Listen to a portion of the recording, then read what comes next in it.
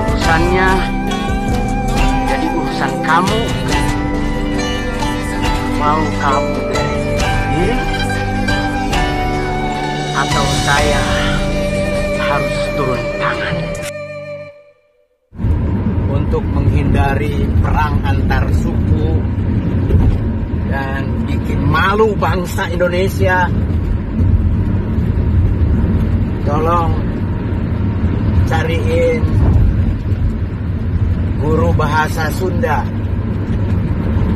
Suruh Pak Arteria Dahlan itu les bahasa Sunda dari dasar, supaya dia tidak takut orang ngomong bahasa Sunda, daripada seluruh orang Sunda ngomong bahasa Sunda, maki-maki pakai bahasa Sunda yang tidak dimengerti Pak Arteria Dahlan.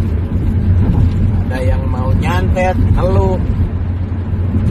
Mendingan supaya ketakutannya hilang dan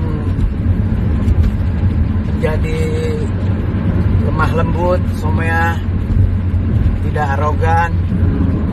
Udah, cari aja guru bahasa Sunda, ya.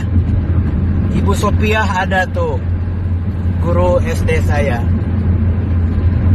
Oke. Ya, itu aja.